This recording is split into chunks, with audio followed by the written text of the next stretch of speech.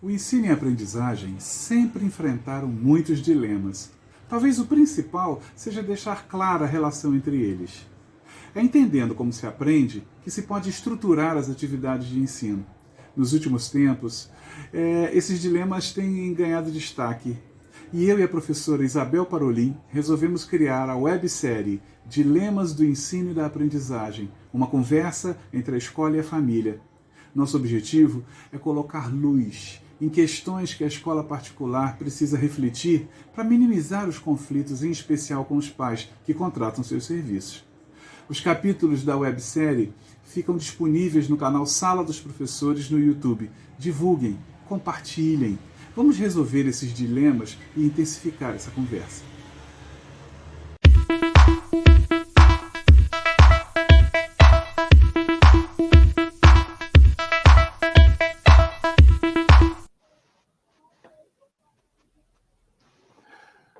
Pois não, senhora Isabel, né? O seu nome. A senhora é mãe do Enzo. Do Enzo, do Do terceiro terceiro ano, sim, sim. Pois não, dona Isabel, senhora, desculpe, eu me atrasei 5 minutinhos, que eu estava atendendo um outro responsável, mas, por favor, em que eu lhe posso ser útil? Seu Enzo, o seu Enzo, não, me desculpe, seu Júlio, que eu estou tão nervosa, o senhor não sabe o que está minha vida desde que começou essas aulas online. O meu filho, o Enzo, seu Júlio, ele não consegue acompanhar. Ele não consegue acompanhar as aulas online. Eu estava em todas as lives que a escola ofereceu, eu prestei atenção, anotei até, seu Júlio, as orientações, e tenho feito tudo, mas o meu filho simplesmente parece que ele não fala a mesma língua da professora. Ele não entende, ele não consegue prestar atenção na aula, ele depois de uns 30, 40 minutos, ele não consegue mais prestar atenção, ele começa a se mexer na cama de lá e para cá, ele não Desculpa, ele para. assiste aula na cama, é isso? Veja, nós fizemos o seguinte, o senhor falou que tinha que ter um lugar para assistir a aula, o senhor lembra Sim, disso? Tinha que ter isso, uma lembro. rotina, um lugar. Exatamente. Seu Júlio, o senhor sabe que eu tenho a menorzinha, né, que está na educação Ah, infantil. Eu tenho o Enzo e eu tenho a mamãe morando comigo, tá? Que mamãe é idosa, eu tenho que cuidar dela também. Eu trabalho, o senhor sabe, trabalho com vendas home office, tá? sim. Então, o que eu faço? Primeiro, a gente fazia as aulas na mesa da sala, tá? Ele fazia a aula no meu lado, eu dou meu celular para ele e fico o meu computador, trabalhando no computador, ele na sala. Acontece que eu não conseguia deixar a minha pequena, Aninha, com a avó no quarto. Eles têm, ou tá ali na sala a televisão, a cozinha ou o quarto, né? Mamãe e a Aninha dormem, e o Enzo dorme. Então, aí, a gente fez o seguinte, trouxe o computador, meu computador, para o quarto, a gente fica um tempo lá e fica revezando com a sala, porque também, seu Júlio, não há quem aguente ficar sentado na cama assistindo aula horas e eu trabalhando com o computador no colo. É uma situação que não dá certo. Eu me distraio porque eu tenho que trabalhar. Eu tenho que ficar prestando atenção na aula da professora. Às vezes a professora faz pergunta, parece que ele não ouve a pergunta. Às vezes ele tem que colocar alguma coisa no chat, ele não coloca, ele não responde. Está sendo muito difícil. E a minha preocupação maior, seu Júlio, é que na semana que vem começam as provas. E se eu não fizer a prova com ele, ele não vai conseguir.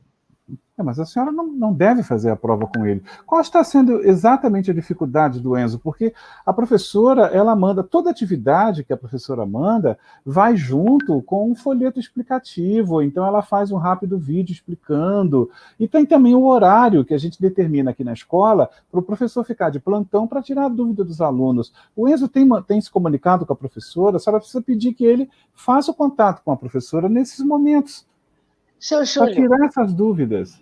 eu não consigo nem imaginar o Enzo tirando dúvida com a professora. Como é que ele vai tirar dúvida com a professora se ele não entende? A criança que não entende, não tem como. Eu fico ali no lado, seu Júlio, no lado dele, perguntando para ele, viu o que a professora falou? Só que o senhor está entendendo que eu tenho que trabalhar? Eu já consegui deixar a minha menina de educação infantil, eu já deixo para lá. Nem ligo o computador para ela. Essa aula não é importante, eu não ligo. Eu só fico com o Enzo a manhã inteira. Seu Júlio, é impossível. Ele não dá conta, ele não entende. Como eu lhe disse, tem a orientação, a professora fala, explica e diz, vocês entenderam? Então agora façam o exercício 1, agora façam o exercício 2. Ele pergunta para mim, é para fazer o exercício? Qual exercício que é para fazer? Aí eu digo, o exercício 1, onde é que está o exercício 1? A professora colocou, está ali, ó, leia. Ele diz, mas eu não entendo. Ele está no 3º ano e não consegue ler a pergunta que a professora faz. Aí eu tenho que parar o meu trabalho e ler a pergunta. Daí nisso vem a pequena, daí a minha mãe quer saber se vai fazer feijão, se não vai. O seu Júlio é coisa de casa, que o senhor sabe. Não, eu sei, mas a senhora precisa. Vamos lá, vamos lá. Eu estou entendendo o que a senhora está colocando, mas deixa eu lhe fazer algumas perguntas. O Enzo, ou seja, ele já consegue, pelo menos, organizar as próprias coisas dele, ele já consegue saber qual é o horário, o que ele tem que fazer, ou é a senhora que vê Não, tudo é ele para que me ele? chama, ele fica, mãe, tá na hora da aula online, mãe, tá na hora da aula online. Às vezes eu estou no telefone, porque eu trabalho com venda, não sei se eu já lhe falei isso, Júlio, Sim, que a eu senhora já trabalho com falou. venda. Eu já lhe falei que eu tenho a menor, a minha, que eu tenho a minha Tem, mãe em casa. a senhora Então, cuida às da mãe vezes, também. isso, cuidar da mãe. Então, às vezes, Júlia, eu estou com o computador ligado e meu telefone toca e é fornecedor. Eu tenho que atender, porque é a coisa do meu trabalho. Então, ele até fica, mãe, está na hora da minha aula online, mãe, está na minha hora da minha. Eu tenho vontade, às vezes, de pegar isso tudo, eu nem vou lhe dizer o que eu tenho vontade, Júlia. Mas olha, mãe, a senhora tem que entender o seguinte: isso tudo que a gente está passando, mãe, é uma coisa muito nova para todo mundo. É uma Né? Como a senhora provação, né, sabe, seu Júlio? É uma provação. acaba sendo um momento muito difícil mesmo. A senhora sabe que, por exemplo, quando tudo começou lá em março, a escola mandou o comunicado para vocês dizendo que ia precisar muito da colaboração de vocês. Fizemos aquela live, né, para pedir a vocês que sejam essas pessoas que cuidem desses momentos, porque o professor também, ele vai estar distante do aluno, e o professor está dando o melhor dele. A senhora não tem noção de como é que a gravação dessas aulas tem sido complicada para os professores. Os professores até compraram quadros para botar nas suas casas, para poder gravar na frente do quadro, para tirar melhor a dúvida do menino quando ele tem dúvida, ou seja, mas tem um local para escrever, para eles verem o exemplo. A gente está fazendo tudo o que a gente pode. As aulas já estão sendo mandadas no mesmo horário que elas seriam se estivesse tudo presencial. Isso tudo para a gente cumprir o nosso contrato. Agora, realmente, vão ter situações, mãe, que a senhora vai precisar ter muita compreensão e administrar, porque, infelizmente, nós também aqui estamos lidando com essa situação pela primeira vez e, na nossa opinião, a gente está tentando fazer o melhor que a gente pode. Seu Júlio, então, a mesma compreensão que o senhor está pedindo que eu tenho, eu percebo, eu imagino, porque eu imagino que essa professora tem filho também, enfim. Eu queria que o senhor estivesse comigo. O senhor acha que eu não estou me empenhando? Eu estou lhe dizendo que eu não estou dando conta, eu estou ficando maluca. Seu Júlio, eu nem respondi quando a professora da Aninha perguntou por que a Aninha não faz os cantos lá, as dancinhas que ela tem umas coisinhas lá que a professora manda. Tá? Eu nem perguntei, seu Júlio, eu nem perguntei para o senhor como é que eu faço para responder para a professora. Tá? Eu nem respondi para ela. Eu espero que o senhor mesmo fale. Entendeu, seu Júlio? O que eu estou dizendo é o seguinte: o meu filho não está aprendendo. E na prova, nós temos até um grupo, sabe, de WhatsApp, só de mães. A gente estava combinando que se a gente não fizer a prova dos meninos, eles não vão passar de ano, eles não vão conseguir. Mas isso não faz nenhum sentido, senhora Isabel, isso não faz nenhum sentido. Eu vou me comprometer com a senhora com o seguinte: eu vou resolver o seu problema, tá? Eu vou conversar com a professora, eu vou chamar a professora para uma reunião particular, né? E a senhora fique tranquila, eu vou Só peça resolver para o a seu professora problema. da Aninha parar de mandar perguntar para mim também por que a Ana não está, tá? Tá, Por eu favor. vou, conversar com a Vou professora. aproveitar, obrigada. Tá bom, agora a senhora fique tranquila, eu vou resolver o seu problema sim, tá bom? A senhora fique tranquila que o seu problema será resolvido, tá bom? Eu espero, assim espero. Pois não.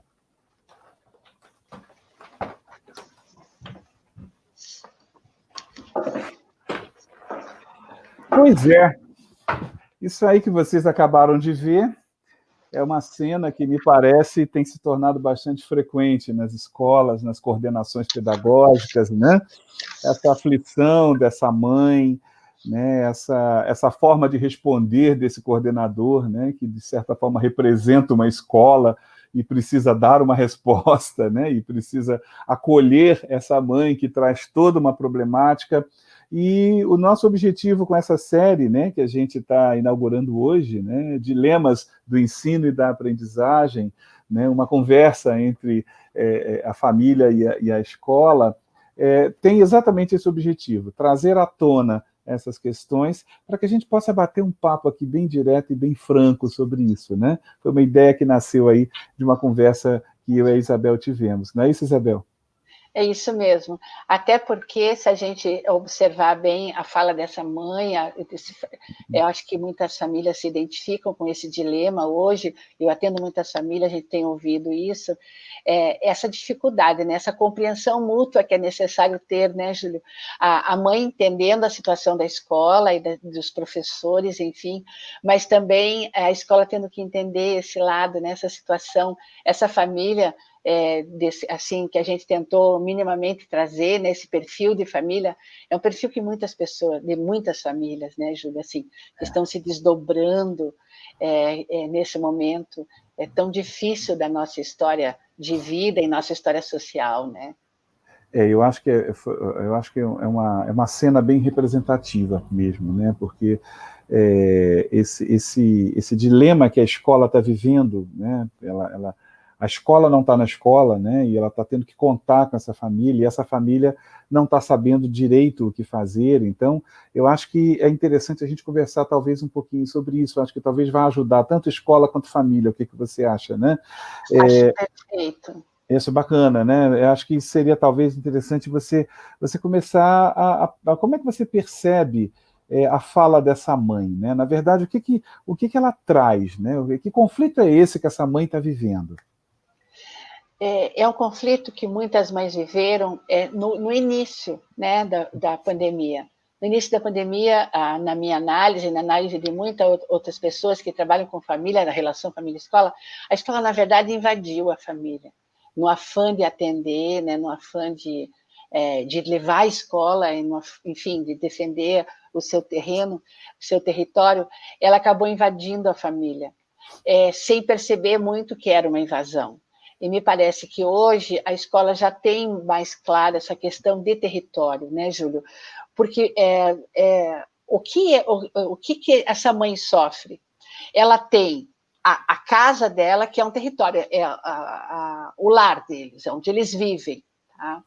Ela recebe a escola, que é um outro território. Né? É um território que ela costuma deixar essa criança de filho, quando vai para a escola, se torna aluno. Então, ele muda de papel. E ela tem ainda, por cima, a adição de ter o trabalho dela. Terceiro né? território. Um terceiro território e uma invasão, né? E veja que ela traz assim, que ela circula entre a sala e a cama, né? Em que ela trabalha.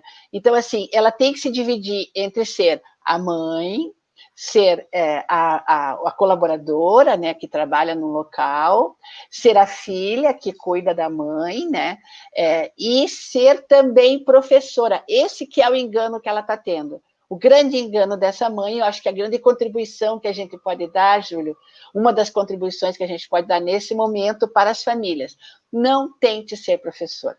Teu filho não está entendendo, meu filho, se entenda com a sua professora. Você vai ter que, de algum modo, se entender. Conte para ela. Não, mas não falo. Se você não falar, meu filho, você vai ter um preço sobre isso, porque tem tua responsabilidade de se comunicar com a sua professora. Porque essa criança tende a entender que. E uma das coisas que eu aconselharia a essa mãe é sair do lado do filho. Né? Ela arrumar então preparar ajudá-lo a viver a rotina de receber a escola. Então, meu filho, onde é que você vai sentar? Você vai sentar-se aqui, eu vou trabalhar aqui, a sua irmã vai estar em tal lugar, a vovó vai estar fazendo o almoço, cada um vai estar fazendo o seu trabalho e você vai desenvolver o seu papel de aluno, vai fazer o seu trabalho, e se você não souber fazer, você vai dizer para a sua professora. Então, o que essa mãe, na verdade, está tentando é viver ao mesmo tempo, simultaneamente, diferentes papéis. Muito possivelmente ela esteja desempenhando tão mal também o papel de colaboradora, porque ela não consegue fazer presença plena em nenhuma das atividades. Acho que esse é a primeira questão bem importante a ser levantada aqui para as famílias. Não tentem ser professores, porque isso é uma atividade profissional, né, Júlio? Exatamente.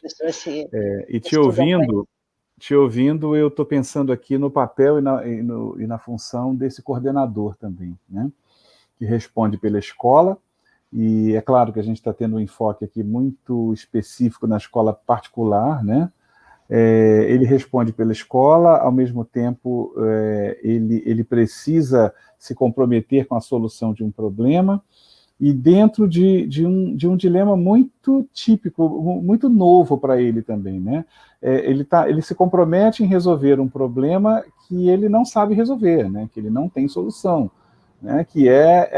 E que passa pela compreensão de como que precisa ocorrer verdadeiramente esse ensino à distância, esse ensino remoto que as escolas estão tendo que num primeiro momento foi meio emergencial, foi no meio que dava, mas nesse segundo momento a gente já está percebendo um esforço no sentido de entender como é que funciona esse ensino remoto. E vamos falar assim dessa pedagogia do ensino remoto, talvez a principal característica dessa pedagogia, dessa atividade remota, seja contar com a autonomia máxima que esse aluno pode dar, né? Ou seja, quando a Isabel fala, mãe, saia do lado dele, é porque se você ficar do lado dele, você não vai estar colaborando para que essa autonomia se estabeleça, essa autonomia se desenvolva, amadureça.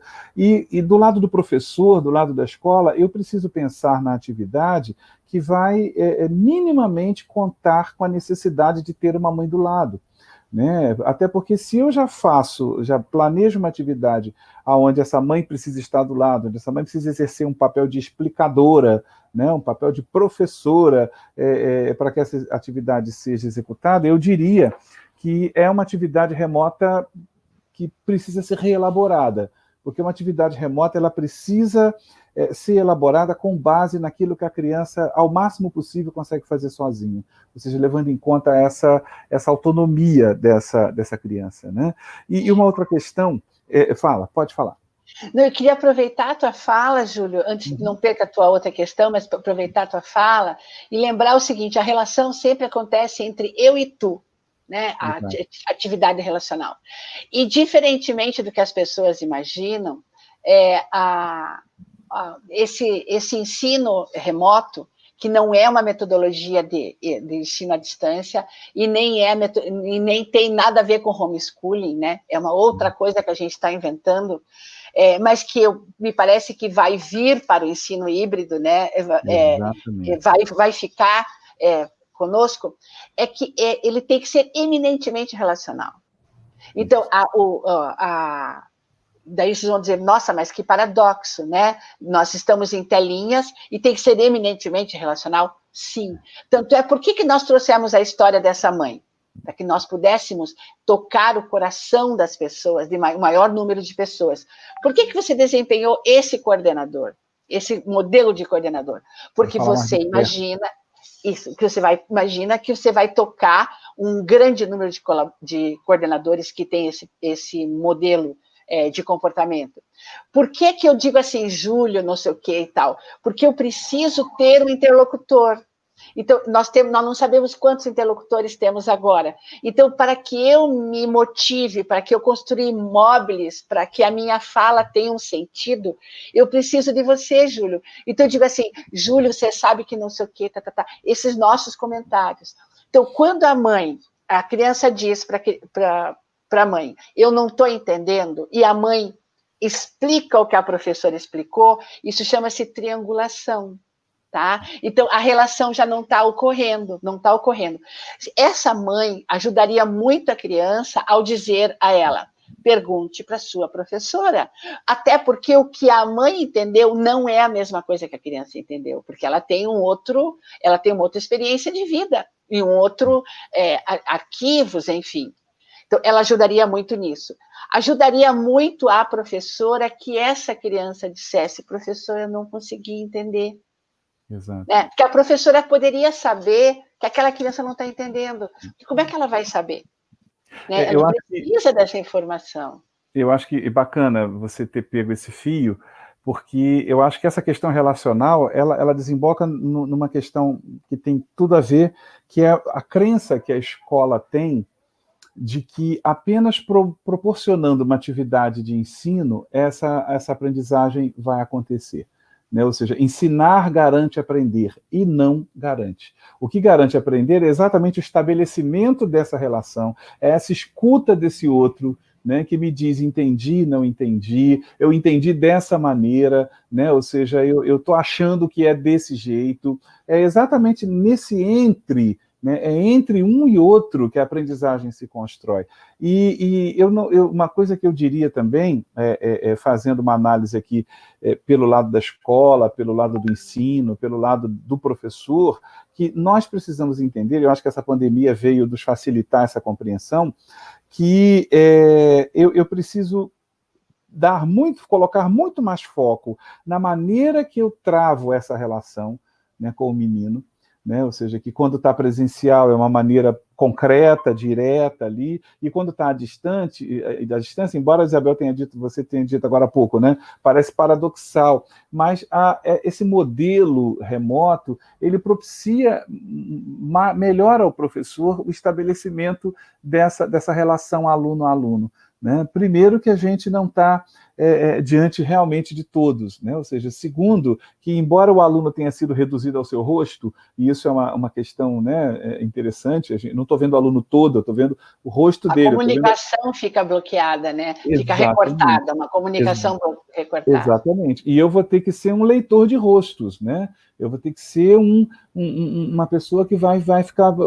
ele fez assim, fez uma careta, piscou um olho, fez uma cara séria, estava rindo e ficou sério. Eu vou ter que começar a fazer essas leituras, porque se eu não travar essa relação, eu com certeza vou continuar cometendo o mesmo erro que, na minha opinião, a escola presencial já cometia, né? Que é acreditar que, uma vez desenvolvendo a atividade de ensino, a aprendizagem acabou sendo consequência dela. E como é que a escola sempre tratou aquele que não aprende, mesmo diante da atividade de ensino, como aquele que tem dificuldades, como aquele que tem problemas de aprendizagem, como aquele que tem distúrbios de aprendizagem, como uma maneira de deslegitimizar, né? Ou seja, o processo Você que não aprendeu, né? Eu ensinei, mas você que não aprendeu. Exatamente, você que não aprendeu, porque ensinar eu ensinei. Eu lembro... Deixa eu só falar uma coisinha rápida. Eu fico um pouco com a fala do coordenador, que diz assim, mas mãe, a professora está fazendo o melhor que ela pode. A professora só não tem noção de quanto tempo ela gastou para planejar aquele vídeo explicativo, né? Então, o momento requer a colaboração de todos, e que a mãe até se ofende muito, porque tudo que ela está ali querendo dizer para ele é o seguinte, eu não aguento mais. Eu estou explodindo. Mas o coordenador falou a verdade, a professora está fazendo tudo o que ela precisa. E é por isso que esses momentos nós pensamos para ir ajudando, né? De certo modo, um tipo de qualificação. Porque exatamente, nós sabemos que esse professor está fazendo tudo o que precisa. Mas, por exemplo, na metodologia desse professor, não pode incluir um terceiro. Né? Ou seja, a metodologia tem de ser... E daí eu quero resgatar uma coisa que você falou, que é a questão da autorregulação. Né? Que é uma competência socioemocional, né? Na verdade, as escolas, Júlio, eu não consigo imaginar que a escola volte a trabalhar sem começar muito fortemente a trabalhar as competências socioemocionais, porque a resiliência, né? Então, assim, ele não consegue fazer a pergunta, ok? Vai ter que conseguir, né? Ele vai ter que aprender a conseguir. Como é que pode conseguir? Ele pode levantar a mãozinha conforme a plataforma que ele estiver trabalhando, ele pode escrever no chat privado, ou ele pode fazer assim com a professora, para a professora ver que eu quero... Enfim, ele vai ter que desenvolver alguma estratégia. Mas, sobretudo, você falou da estratégia de autorregulação. Que é uma coisa que muito se fala da autonomia dessas estratégias e que hoje as escolas e as famílias estão percebendo que pouco se trabalhou. Se falou muito conceitualmente, mas pouco objetivamente trabalhou. Então, se eu pudesse dizer alguma coisa para a escola, nesse momento, Júlia, eu diria, comecem a trabalhar a autorregulação. Como? Deem pequenas atividades autorreguladas, em que a criança possa fazer o começo, meio e o fim. E o fim é entregar para o professor a tarefa. Exato. Se for cantar uma música, isso. Se for cantar uma música, ele tem que escolher a música, cantá-la de acordo com o combinado, né? Ou se for uma coisa mais complexa. Então, comece a exercitar a autorregulação. Porque vai ser necessário, super necessário, já era, mas hoje em dia tornou-se essencial. E deixe isso claro através de um grande diálogo, né, com as famílias. Esse diálogo ele vai precisar ficar cada vez mais intenso e mais próximo, para que você não precise passar por toda essa questão que, lembrando aqui de uma fala do coordenador, né, afinal de contas, a gente está proporcionando as aulas dentro do horário em que... E por quê? No início da pandemia, isso foi meio que uma exigência dos pais mesmo. Eu ouvi muito isso de pais de escolas, do tipo assim, eu quero saber que o meu filho vai ter aula lá de 7h30 ao meio-dia. Não é isso? É isso que eu estou pagando. Como se ele tivesse pago um número de horas, né? Pagou lá 800 horas. E aí a grande pergunta que a gente faz é o que os pais pagam para a escola? O que eles compram? Vamos colocar assim, né? O que é isso que ele está levando? É número de aula? Né? O que é isso que é isso você, escola, né? Está vendendo? É carga horária, número de horas aula, dias de aula, ou você está vendendo aprendizagem? Porque eu conheço também escolas, e eu acho que a gente vai discutir isso em episódios posteriores, né, Isabel, que ficam desesperadas com pais que exigem que o livro inteiro seja cumprido. Né? Ou seja, que se não cumprir, deixar em branco uma certa página do livro, a escola ouve o seguinte argumento, mas espera aí, eu não comprei um livro para poder desperdiçar uma página. Né? Então, olha só que coisa louca. O que essa família está comprando e que compromisso é esse? Muito claro quando esse coordenador, por alguma razão, no final diz, eu vou resolver o seu problema, eu vou resolver o seu problema, eu vou conversar com a professora, eu vou resolver o seu problema. O que é isso? Né? Que movimento é esse do eu vou resolver? É um mantra, né? É um mantra de muito mais de desejo de resolver do que ter um plano. De operacionalização. Porque esse plano, Júlio, ele passa por qualificação e passa por formação. As famílias precisam compreender que a aprendizagem é um processo que não se dá em número de horas, mas sim no quanto esse aprendiz ele é operativo, né? Ou ele é ativo, né? A gente na psicopedagogia chama de operatividade, o quanto ele consegue acionar o seu pensamento e dar sentido àquilo. Então, uma das coisas que eu acho que a comunidade vai ter que entender e amadurecer é que esse ensino híbrido não vai ser metade online e metade presencial. Ele vai ser um tanto online, um tanto presencial, um tanto autorregulado, um tanto em grupo sem professor. Exatamente. Um tanto individual com o professor. Vai ser uma mescla de muitas coisas diferentes. Não será só. As famílias, eu tenho conversado com as famílias, estão pensando, não, pois agora vai voltar, vai ser metade online e metade presencial. Não, vai ser mais complicado ainda. Vai ter. Até porque esse trabalho em casa vai continuar e talvez de uma maneira até muito mais intensa, porque vai ter esse professor mediano presencialmente e que esse professor também vai precisar entender que quando ele estiver com esse aluno diante de si, o quadro negro talvez seja o objeto que ele menos vai usar. Né? Porque ele vai precisar ele vai precisar trazer esse menino para legitimar uma aprendizagem que começou em casa, muitas vezes, que começou numa pesquisa, né? Ele vai precisar ter esse olhar diferenciado para cada aluno, ele vai precisar, na verdade, o ensino híbrido se caracteriza, como a Isabel muito bem coloca, não por ter atividades à distância e atividades presenciais, mas ele se caracteriza por uma complementariedade dessas duas atividades, né? E também, o ensino é híbrido, por quê? Porque ele olha para um por um, né? Ou seja, o ensino é híbrido. Ele é personalizado, né? Né? Há Porque trilhas de fala do aprendizagem. personalizado, né? Nem individualizado, é o personalizado, onde esse professor vai ter que ter um olhar para a percepção de como é que esse aluno está errando, por que ele está insistindo nisso, né? Ou seja, já aquele outro preferir um outro caminho mais artístico para se expressar, ou seja, a oportunidade tem que ser dada. Então, a coisa vai precisar ser muito bem acordada entre escola e família para que o ensino verdadeiramente funcione. Até porque, Júlia, é só a gente pensar numa coisa muito matemática. Numa sala de 30 alunos, tá? 10 vão para a sala, né? Matematicamente, 10 vão para a sala. Ou 6, tem gente falando em voltar com 20% primeiro, né?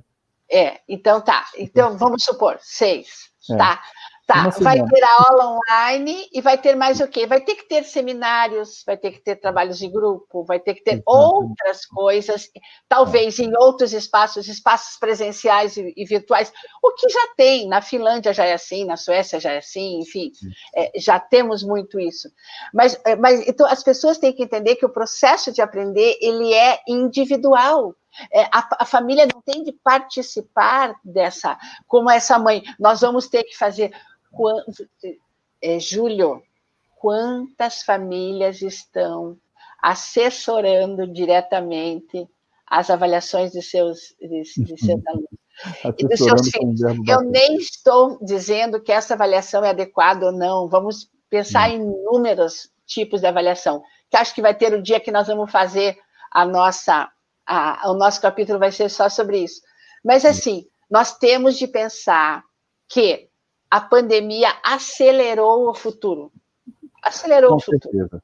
E assim como eu te ouço falando... Já estava descrito isso, né? Assim como eu te ouço falando que essa aprendizagem é individual, esse ensino é individual também, né? Ou seja, porque, na verdade, aquela ideia que se tinha de que eu aprendo porque ele ensinou, a gente hoje tem como um processo de acionamento, né? Ou seja, qual é o papel do ensino? É acionar um processo que vai resultar na aprendizagem. Mas só vai resultar na aprendizagem se eu acionar o processo um a um, né? Ou seja, eu posso jogar uma atividade e um desafio que é coletivo, que é para o grupo todo, mas eu vou ter que acompanhar um a um como é que esse desafio bateu, como é que cada um está lidando e está elaborando as questões importantes para que ele resolva esse desafio. Então, essa ideia da aprendizagem individualizada, da aprendizagem híbrida, ela precisa estar conectada a esse ensino também híbrido, porque senão a gente vai ter um processo muito louco aí acontecendo, e como a Isabel adiantou muito bem, né, essa volta às aulas presenciais, ao invés de ser um segundo momento mais calmo, a probabilidade é de que se torne um segundo momento mais conflituoso ainda. Pensando em colaborar com as famílias agora sobre a questão da construção da autonomia, do autogerenciamento, né, dessa criança nas suas tarefas escolares e também nas suas tarefas domésticas, as famílias podem começar com pequenas atividades, Júlio, que nós estamos falando aqui para a escola particular, né? Essa nossa fala é uma fala para a escola particular, então vamos continuar com os exemplos dentro dessa linha. Por exemplo, você tem que arrumar seu quarto. Como você vai arrumar seu quarto? A gente precisa planejar. Nós precisamos planejar. Eu me autorregulo depois que eu tenho consciência de quem eu sou, como é que eu faço isso, qual é o meu ritmo, né? Que eu tenho clareza de mim, um pouco de clareza de mim, porque nós podemos estar falando de criança de 4 anos, que ela vai ter um nível de consciência diferente de uma criança de 9. O Enzo, nosso personagem, tem de 8 para 9 anos. Ele já tem condições de gerenciar uma série de coisas sobre si mesmo, né? Inclusive de chegar e comunicar para a professora, mesmo que ele seja tímido, mesmo que, enfim, vamos supor que ele não saiba escrever, né, que a mãe não disse isso, mas vamos supor que ele esteja no terceiro ano, tem muitas crianças no terceiro ano que não têm desenvoltura para escrever uma frase, uma coisa, ele pode gravar para a professora, estou com um problema, né? Mandar uma mensagem de voz. Então, assim, planejar pequenas atividades inicialmente, que a criança planeje e te entregue. Entregar, Júlio, é muito importante. Vai fazer um bolo? Tá, como você vai fazer o bolo? Tá, você já tem a receita? Tem. O que você precisa para fazer o bolo? A receita, tá. Pegue o que você precisa para fazer o bolo, então. Coloque aí. Então, agora, faça o bolo e depois entregue. O bolo ficou bom? Deu certo? Se não deu, por que não deu? Se deu certo, por que deu? É isso. Então, esse tipo de planejamento. Se a escola quer começar a trabalhar com seus alunos, que deve, se me perguntarem, eu acho que das primeiras competências que a escola vai precisar começar a trabalhar com as famílias é essa, a de autorregulação, de pequenas tarefas para eles, comece com pequenos projetos. E exatamente... Planejar e entregar. E para que se encaixe nisso, eu poderia dizer para a escola que a escola vai precisar, junto aos seus professores, entender a carga e o índice de autonomia que as atividades e as tarefas vão precisar ter, né, para que sejam encaminhadas para casa. Isso vai ter que ser muito bem pensado, muito bem peneirado, né? Ou seja, que atividade é essa? Ou seja, eu vou mandar essa atividade, meus alunos têm uma média de 7 anos de idade, ela exige recorte, ele vai chegar em casa, ele vai saber onde é que está a tesoura, ele já consegue recortar sozinho, né? Ou seja, se ele vai precisar de um suporte de um adulto, para e pensa se essa atividade realmente é fundamental, é essencial. E se não for, dê preferência às atividades que vão fazer com que esse aluno utilize essa autonomia, coloque essa autonomia em prática direta. E uma outra questão, a relação que a gente vai precisar passar a ter com o currículo dentro do ensino híbrido é uma relação que talvez seja nova para muitos dos professores e muitas das escolas, que geralmente têm os currículos amarrados, prontos e apresentados, né? Ou seja, quando a gente fala de um currículo híbrido, esse currículo ele vira uma estrada de mão dupla, vai e vem, né? Ou seja, a escola tem uma proposta, mas ela não tem totalmente amarrada o local de chegada. Onde é que a gente vai chegar a essa proposta? Não sei, eu espero, e aí tem lá nos objetivos, bem descritos, eu espero que após esse projeto os alunos compreendam, né? Ou seja, o sistema solar dessa forma, dessa forma, dessa forma. É aonde o professor quer que os alunos cheguem. Tudo bem, isso continua desse jeito, continua valendo. Porém, como a proposta é uma proposta de liberdade de construção do seu caminho de aprendizagem, muitas vezes esse menino vai extrapolar, muitas vezes esse menino vai descobrir no meio do caminho uma outra questão muito interessante para a qual o professor tem que estar muito atento. Então, a questão da gestão curricular no ensino híbrido, a escola precisa ficar muito atenta a isso, porque tentar trabalhar e implantar uma educação híbrida com um currículo fechado e unidirecional é impossível, isso não vai acontecer. Aí vai ser apenas um conjunto de atividades onde metade se faz na escola e metade se faz em casa. Isso pode ser tudo, menos educação híbrida, né? E ter também, claro, alguns objetivos, né, da ordem que os BCNs já nos propõem isso, mas assim, hoje, por exemplo, a minha fala, Júlio, ela teve o tempo todo recortada em alguns temas que eu queria trabalhar. Por exemplo, a questão de espaço de aprendizagem, território, papel e autorregulação. Ou seja, eu sempre ter os meus objetivos socioemocionais muito claros e ter intencionalidade nisso. Tanto é que várias vezes, né, eu interrompi a minha fala para dizer, mas mais uma dica para o professor, uma dica para a família. Então, nós falamos de papéis, a importância da interação. Agora, falamos de muitos outros, que eu acho que é isso que você quis falar sobre currículo.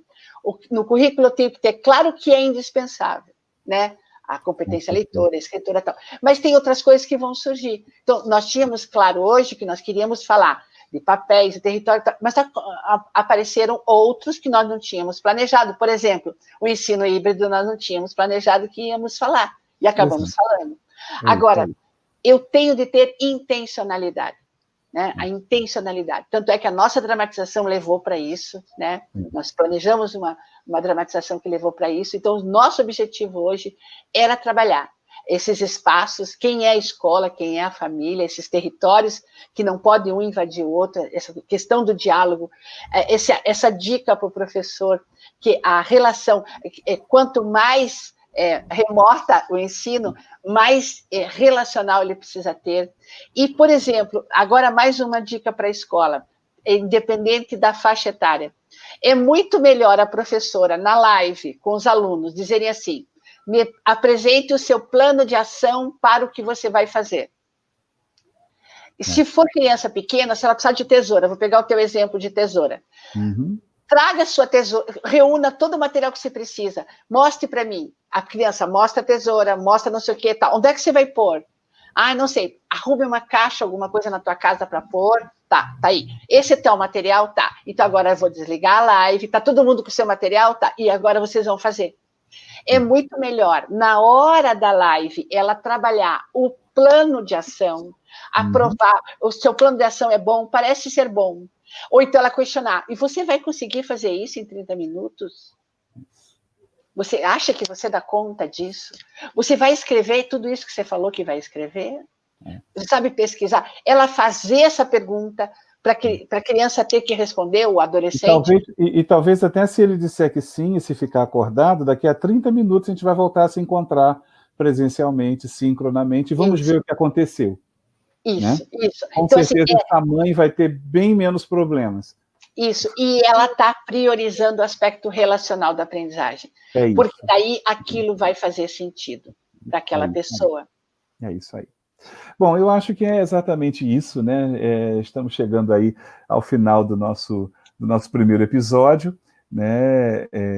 E a ideia é exatamente essa, trazer questões que estão aí ocupando o nosso dia a dia, estão nos colocando em situações, muitas vezes, que algumas reflexões importantes precisam ser feitas para que a gente possa construir realmente uma escola pós-pandemia, uma escola diferente. Eu ouvi uma coisa muito legal, não é nem uma escola de um novo normal, um novo real, né? Ou seja, é o novo real, ou seja, é verdade, é a nova realidade que a gente vai ter que construir e que é uma oportunidade imensa a gente aproveitar e passar limpo algumas conversas, alguns encaminhamentos para alguns dilemas que a gente já vem entendendo que acontecem há algum tempo, né?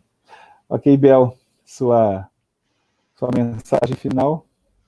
Eu espero que esse nosso momento tenha colaborado. Realmente, eu e o Júlio tivemos essa ideia com o firme propósito de termos esse momento com vocês, professoras, professoros, como diz meu neto, e que nós possamos colaborar, pensar juntos e colaborar para momentos melhores, tanto na escola quanto na família. É isso. E fiquem atentos, porque a série só está começando, né, e muito em breve o episódio 2 vai estar disponível para vocês. Ok? Um forte abraço e até o próximo.